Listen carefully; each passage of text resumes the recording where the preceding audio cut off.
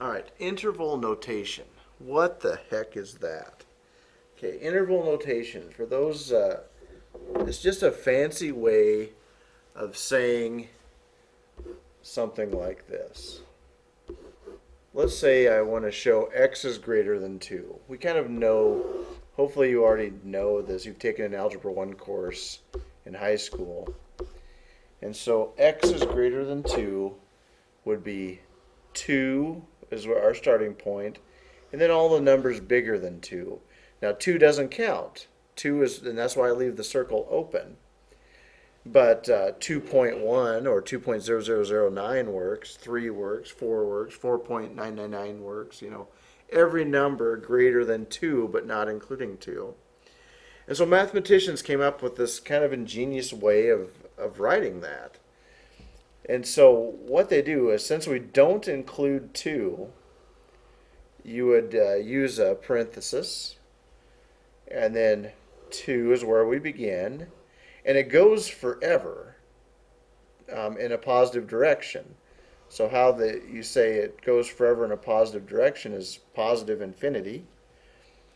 And also, we can't include infinity because infinity goes forever. Even if you pick another number, you're going to have one more. So you never include infinity. It goes forever.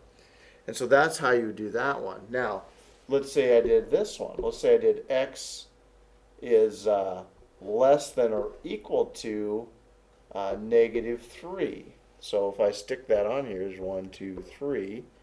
That would be a closed circle. We'd count -3, and it would be everything to the left. Okay, so how you'd write that in interval notation is in this case, we started at -infinity, but we ended at -3, and since we also include -3, that's a bracket or a hard parenthesis, I think is what some mathematician told me at one point. And so anyway, that is essentially it. If we include the number, it's this bracket here. If we don't include the number, but we start there, it's a soft parenthesis. So we will softly touch the number 2. In this case, we're going to hammer the number 2 with this boxy, hard-looking bracket. Okay, so just one more. Let's see if you've got it figured out. I'm going to give you a somewhat more difficult situation. So I'm going to give you -3 is less than or equal to x is less than +5.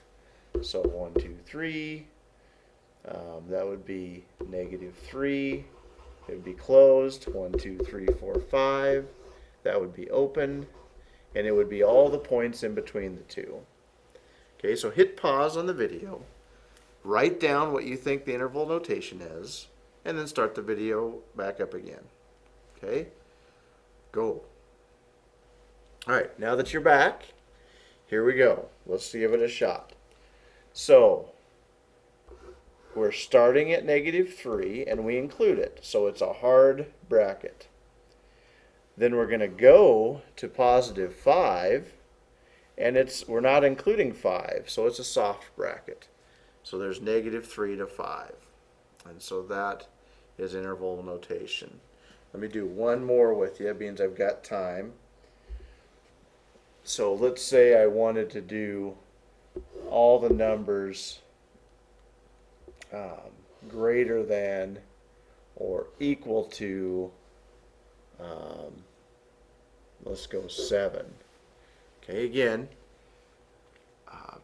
press stop. Well, hold on. Let's do one more. Let's do all the numbers less than -3. So we'll do this conjunction here. So x is less than -3, or, gosh, I picked -3 again.